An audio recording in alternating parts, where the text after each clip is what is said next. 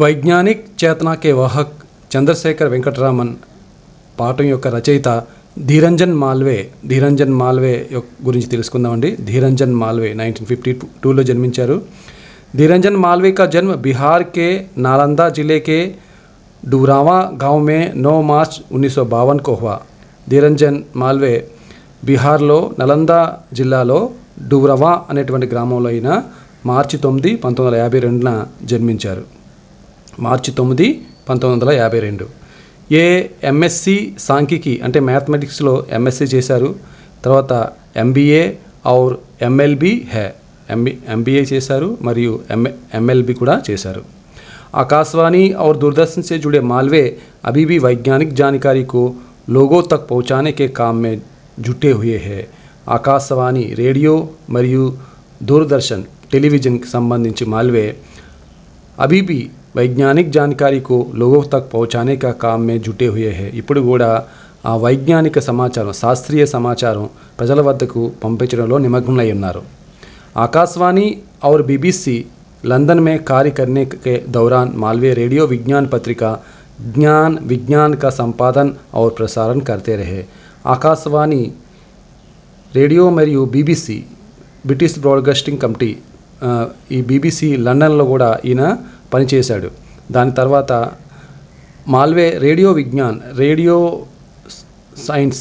సైన్స్కి సంబంధించి సైన్స్ పత్రిక రేడియో శాస్త్రీయ పత్రిక అయినటువంటి జ్ఞాన్ విజ్ఞాన్ యొక్క సంపాదకత్వం మరియు దానికి ప్రచారణ చేయడం జరిగింది. అంటే జ్ఞాన్ విజ్ఞాన్ అనే పత్రికని ఈయన నడిపేవారు. మాల్వీ की भाषा सीधी सरल और वैज्ञानिक शब्दावली के लिए है. మాల్వీ యొక్క భాష సూటిది మరియు సరళమైనది. వైజ్ఞానిక శబ్దావళి శాస్త్రీయ పదాలు ఉంటాయి మాల్వీ యొక్క భాషలో. యథావశ్యక్ అన్ని భాషాओं के शब्दों का भी प्रयोग वे करते हैं. అవసరమైనప్పుడు అవసరమైనప్పుడు ఇతర భాషల యొక్క పదాలు కూడా ప్రయోగించడం జరిగింది. మాల్వే ने कई भारतीय वैज्ञानिकों की संक्षिप्त जीवनियाँ लिखी है. మాల్వే అనేక భారతీయ శాస్త్రవేత్తల యొక్క సంక్షిప్త జీవన చరిత్ర బయోగ్రఫీ ఆయన రాశారు. जो इनकी पुस्तक विश्वविख्यात भारतीय वैज्ञानिक पुस्तक में समाहित है.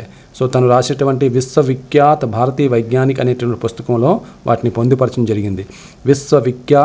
తన పుస్తకం ఏంటంటే విశ్వవిఖ్యాత్ భారతీయ వైజ్ఞానిక్. प्रस्तुत पाठ वैज्ञानिक चेतना के वाहक रामन में नोबेल पुरस्कार विजेता प्रथम भारतीय वैज्ञानिक के संघर्षमय जीवन का चित्रण किया गया है. प्रस्तुत पाठం वैज्ञानिक चेतना के वाहक పాఠంలో నోబెల్ పురస్కారం మొట్టమొదటి భారతీయ నోబెల్ పురస్కారం పొందినటువంటి శాస్త్రవేత్త అయినటువంటి సంఘర్షమయ జీవన పోరాటం యొక్క చిత్రణ ఇందులో చంద్రశేఖర్ వెంకటరామన్ గురించి చిత్రించడం జరిగింది. వెంకటరామన్ కుల్ 11 साल की उम्र में వెంకటరామన్ 11 సంవత్సరాల వయసులోనే మెట్రిక్ అంటే అప్పట్లో మరి 10వ తరగతి విశేష యోగ్యతా के साथ इंटरमीडिएट ఒక మంచి మార్కులతో इंटरमीडिएट भौतिकी और अंग्रेजी में स्वर्ण पदक के साथ बीए और प्रथम श्रेणी में एमए करके मात्र 18 साल की उम्र में कोलकाता में भारत सरकार के फाइनेंस डिपार्टमेंट में सहायक जनरल अकाउंटेंट नियुक्त कर लिए गए थे. ఈయన భౌతికి ఫిజిక్స్ మరియు ఇంగ్లీష్లో గోల్డ్ మెడల్ సాధించాడట. దీంతో పాటు बीए और प्रथम श्रेणी में एमए बीए మరియు ఎంఏ ఫస్ట్ క్లాస్లో పాస్ అయ్యాడు. 18 సంవత్సరాల వయసులోనే కోల్కతాలో భారత ప్రభుత్వం యొక్క ఫైనాన్స్ డిపార్ట్మెంట్లో ఈయన సహాయక్ జనరల్ అకౌంటెంట్ అసిస్టెంట్ జనరల్ అకౌంటెంట్గా ఈయన నియమితులయ్యారు. ఇన్కి ప్రతిభా సే ఇన్కే అధ్యాపక్ తక్ అభిభూత్ తే. ఈయన ప్రతిభకి తన ఉపాధ్యాయులే ఆశ్చర్యపోయేవారు, విచిత్రులు. सन 1930 में नोबेल पुरस्कार पाने के बाद सीवी रामन ने अपने एक मित्र को उस पुरस्कार समारोह के बारे में लिखा था. 1930లో ఆయన ఈ నోబెల్ పురస్కారం పొందిన తర్వాత సివి రామన్ తన మిత్రుడికి ఈ బహుమతి పొందినటువంటి సభ గురించి ఆయన ఒకటి తన మిత్రుడికి రాశాడు. ఏమైనా రాశాడు? जैसे ही मैं पुरस्कार लेकर मुड़ा और देखा कि जिस स्थान पर मैं बैठाया गया था उसके ऊपर ब्रिटिश राज्य का यूनियन जैक लहरा रहा है. నేను ఏ విధంగా అయితే ఆ పురస్కారం తీసుకొని నేను వెనక్కి వచ్చానో దేకాకి జిస్ స్థాన్ పర్ బైఠాయా గయా, నన్ను ఎక్కడైతే కూర్చోబెట్టారో అక్కడ పైన उसके ऊपर బ్రిటిష్ राज्य का బ్రిటిష్ దేశం యొక్క యూనియన్ జैक అంటే బ్రిటిష్ దేశం యొక్క జెండా అక్కడ ఎగురుతుంది. तो मुझे अफसोस हुआ कि मेरे दीन देश भारत की अपनी पताका तक नहीं है. నాకు చాలా బాధ అనిపించింది ఏంటంటే అఫ్సోస్ బాధ నాకు చాలా బాధ అనిపించింది ఏంటంటే నా యొక్క దయనీయ భారతదేశం యొక్క జెండా అక్కడ ఎగరట్లేదనేసి. इस एहसास से मेरा गला भर आया और मैं फूट फूट कर रो पड़ा. నాకు దీనివల్ల నాకు ఏడుపు అనిపించింది. గలా బరానా, ఇక్కడ గలా బరాయ అనేది ఒక ముహావరే పదం అండి. సో నాకు ఏడుపు అనిపించింది, నేను ఎక్కువ ఏడ్చాను. चंद्रशेखर वेंकटरामन भारत में विज्ञान की उन्नति के चिर आकांक्षी थे. చంద్రశేఖర్ వెంకటరామన్ భారతదేశంలో సైన్స్ ఉన్నతికి, సైన్స్ అభ్యున్నతికి ఆయన ఆకాంక్షించేవాడు, సైన్స్ అభ్యున్నతిని ఆకాంక్షించేవాడు. भारत की स्वतंत्रता पक्षधर, भारत देश स्वतंत्र पक्षधरे. वे महात्मा गांधी को अपना अभिन्न मित्र मानते थे. महात्मा गांधीని తన ఆప్త మిత్రుడిగా భావించేవాడు. నోబెల్ పురస్కార్ సమారోహ్ కే బాద్, నోబెల్ పురస్కార్ ఆయన పొందిన తర్వాత సభ తర్వాత एक भोज के दौरान उन्होंने कहा था, ఒక విందులో ఆయన ఏ విధంగా అన్నాడంటే, భోజ్ అంటే విందండి, ఒక విందులో ఆయన ఏమన్నాడంటే, मुझे एक बधाई का तार अपने सर्वाधिक प्रिय मित्र से मिला था. నాకు అభినందనలు నాకు అత్యంత ఆప్తమిత్రుడైనటువంటి మహాత్మా గాంధీ నుంచి వచ్చింది. జో ఇస్ సమయ్ జైల్ మే హై, అతను ఇప్పుడు జైల్లో ఉన్నాడు. ఏక్ మేధావి ఛాత్ర సే మహాన్ వైజ్ఞానిక్ తక్, ఒక మేధావి విద్యార్థి నుంచి గొప్ప శాస్త్రవేత్త వరకు రామన్ కి సంఘర్షమయ జీవన్ యాత్ర, రామన్ యొక్క ఈ పోరాట జీవనం గురించి, ఉనికి ఉపలబ్ధియోకి జాన్కారీ, తను సాధించినటువంటి విషయాల గురించి పాఠ్ బఖూబీ కరాతా హై. ఈ పాఠంలో అనేక విషయాలు, చాలా విషయాలు తెలుస్తాయి. ధీరంజన్ మాల్వే లేఖక పరిచయకి సంబంధించి కొన్ని కఠినమైన పదాలు తెలుసుకుందాం. యథావశ్యక్, యథావశ్యక్ క్రియా విశేషణ పదం అండి. యథావశ్యక్ ఇది అవసరానికి అనుగుణంగా. అభిభూత్, అభిభూత్ అనేటువంటి పదం వచ్చింది మనకి. ఈ అభిభూత్ అంటే వ్యాకుల్, విచలిత్, పరాజిత్ అనే అర్థంలో వాడతాం.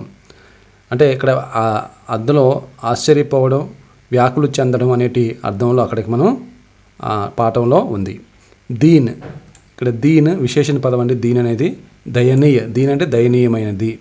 తర్వాత గలా బర్ ఆనా, గలా బర్ ఆనా అంటే ఇది ముహావరే పదం అండి. గలా బర్ ఆనా ముహావరే పదము. రూహసా ఓజానా అంటే ఏడుపు రావడం, రూహసా ఓజానా. భోజ్, భోజ్ అంటే దావత్, దావత్ అంటే విందు అని అర్థం అండి. భోజ్. వైజ్ఞానిక్ చేతనాకే వాహక్ చంద్రశేఖర్ వెంకటరామన్. సో ఈ పాఠం గురించి తెలుసుకుందాం. పేడ్ సే సేబ్ గిర్తే హుయే తో లోగ్ సదియో సే దేఖ్తే ఆ రహే తే. చెట్టు నుండి యాపిల్ పడ్డం అనేది శతాబ్దాల గుండా ప్రజలు చూస్తున్నారు. మగర్ గిరనే కే పీచే చిపే రహస్య కో న్యూటన్ సే పహలే కోయి ఔర్ సమజ్ నహీ పాయా తా. కానీ అది పడ్డానికి గల రహస్యం, ఆ కింద పడడానికి గల రహస్యం న్యూటన్ కంటే ముందు ఎవరూ అర్థం చేసుకోలేకపోయారు. ఠీక్ ఉసీ ప్రకార్, సరిగ్గా అదే విధంగా విరాట్ సముద్రకి నీలివర్ణి ఆభా కో భీ అసంఖ్య లోగ్ ఆదికాల్ సే దేఖ్తే ఆ రహే హై.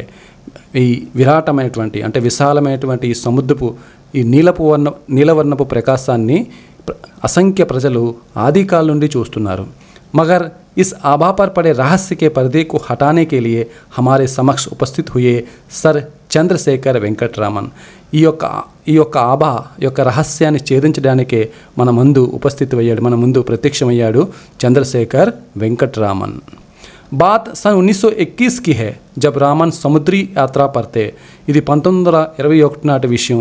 అప్పుడు రామన్ సముద్ర యాత్రలో ఉన్నారు. जहाज के डेक पर खड़े होकर नीले समुद्र की निहारना प्रकृति प्रेम रामन को अच्छा लगता था. जहाज के डेक అంటే ఒక ఇలా వాడ షిప్ ఈ విధంగా ఉన్నప్పుడు ఈ పైన ఉన్నటువంటి భాగాన్ని డేక్ అంటాం, డెక్ అన్నమాట. సో ఈ ఓడ మీద డెక్ పై నిల్చొని ఆ సముద్రాన్ని, ప్రకృతి ప్రేమికుడైనటువంటి రామన్ ఆ సముద్రాన్ని అలా చూస్తూ ఉన్నాడు. అలా చూడడం ఆయనకి ఇష్టం. వే సముద్రకి నీలి ఆభామే గంటో కోయి రహితే హే. ఆ నీలవర్ణం చూడడానికి గంటల సమయం ఇచ్చించేవాడు. లేకిన్ రామన్ కేవల్ భావుక్ ప్రకృతి ప్రేమి హీ నహీతే. కేవలం భావోద్వేగమైనటువంటి ప్రకృతి ప్రేమికుడే కాదు. ఉనికి అందర్ ఏక వైజ్ఞానిక్ జిజ్ఞాసకి ఉత్ని హీ సశక్తి. తనలో బలమైనటువంటి జిజ్ఞాస కూడా, శాస్త్రీయ జిజ్ఞాస కూడా ఉంది. యహీ జిజ్ఞాస ఉన్సే సవాల్ కర్ బైటి. అదే జిజ్ఞాస తనను ప్రశ్నేసింది. ఆఖిర్ సముద్ర కా రంగ్ నీలా హీ క్యూ హోతా హై. సముద్రం యొక్క రంగు నీలపు వర్ణంలో, నీలి రంగులో ఎందుకుంటుంది అని. కుచ్ ఔర్ క్యూ నహీ, మరో రంగులో ఎందుకు ఉండదు అంటే మరో విధంగా ఎందుకు ఉండదు. రామన్ సవాల్ కా జవాబ్ ఢూంఢనే మే లగే. రామన్ ఆ యొక్క ప్రశ్నకి జవాబు వెతకడంలో నిమగ్నమైపోయాడు. జవాబ్ ఢూంढते ही वे విశ్వవిఖ్యాత్ బన్ గయే. జవాబు వెతకడంతోనే ఆయన ప్రపంచ ప్రఖ్యాతి అయ్యాడు. रामन का जन्म 7 नवंबर सन 1888 को तमिलनाडु के तिरुचिरापल्ली नगर में हुआ था. रामन 7 नवंबर 1888 तमिलनाडुలో तिरुचिरापल्ली నగరంలో జన్మించారు. इनके पिता विशाखपट्टनम में गणित और भौतिकी शिक्षक थे. తన తండ్రి విశాఖపట్నంలో फिजिक्स మరియు मैथ्स लेक्चरर. पिता इन्हें बचपन से ही गणित और भौतिकी पढ़ाते थे. తండ్రి చిన్నప్పటి నుంచే తనకు भौतिक शास्त्रों అంటే ఫిజిక్స్ గణితం చెప్పేవాడు. इससे कोई अतिशयोक्ति नहीं होगी कि जिन 2 विषयों के ज्ञान के उन्हें जगत प्रसिद्ध बनाया उनकी सशक्त नींव उनके पिता ने ही तैयार की थी. ఇందులో అతిశయోక్తి ఏమీ లేదు. తను ఏ సబ్జెక్టులో అయితే ప్రపంచ ప్రఖ్యాతి గాయించాడో ఆ ప్రఖ్యాతి గల కారణం తన తండ్రి వేసినటువంటి పునాదే. कॉलेज की पढ़ाई उन्होंने पहले ABN कॉलेज तिरुचिरापल्ली से फिर ప్రెసిడెన్సీ కాలేజ్ మద్రాస్ సేకి. ఆయన కాలేజీ యొక్క చదువు కాలేజీ విద్యనంతా తిరుచిరాపల్లిలో చేశాడు. ఏబిఎన్ కాలేజ్ తిరుచిరాపల్లిలో చేశారు.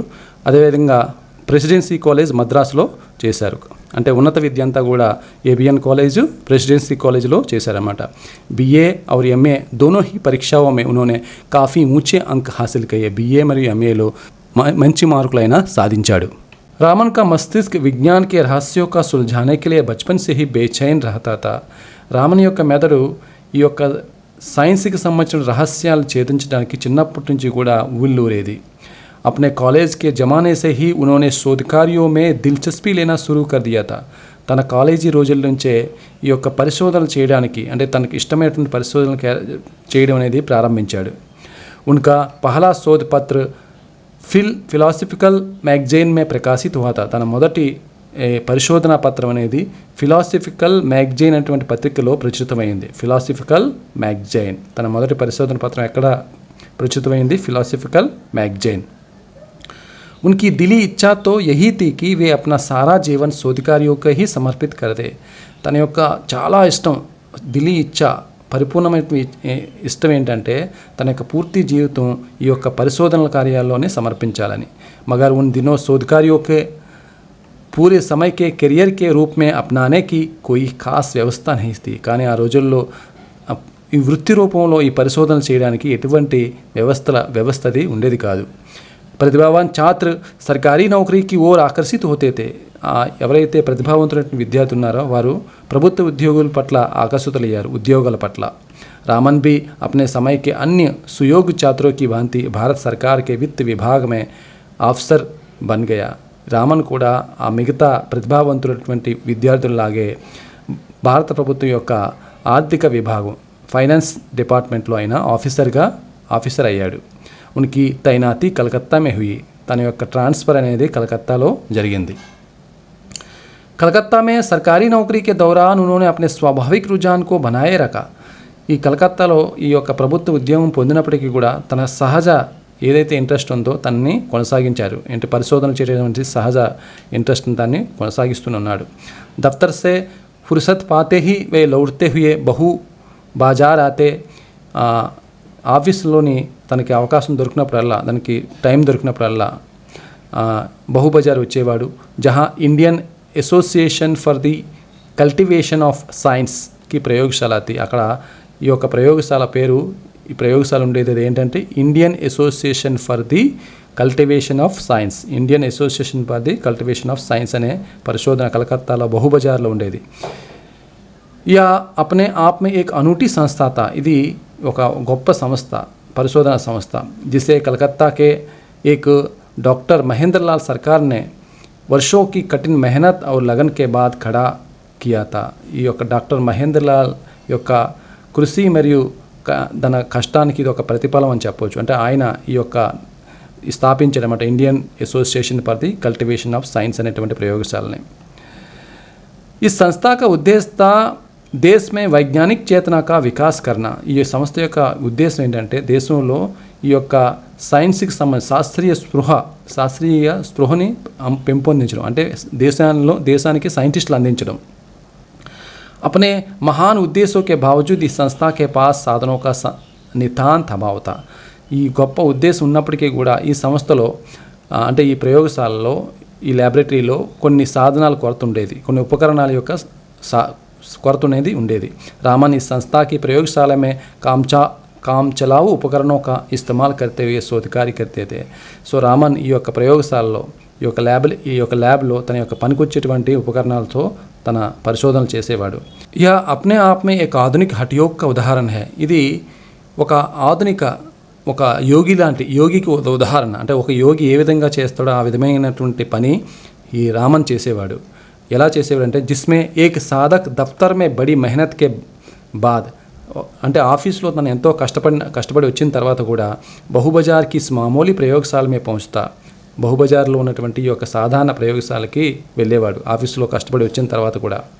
और अपनी इच्छाशक्ति के जोर से భౌతికీ విజ్ఞాన్ को समृद्ध बनाने का प्रयास करता, తన సంకల్ప బలంతో ఈ భౌతిక విజ్ఞానాన్ని సమృద్ధి చేయడానికి భౌతిక విజ్ఞానాన్ని వృద్ధి చేయడానికి ప్రయత్నం అనేది చేసేవాడు। ఇప్పుడు వరకు మనం తెలుసుకున్నటువంటి పేజెస్ నుండి కఠినమైనటువంటి పదాలు।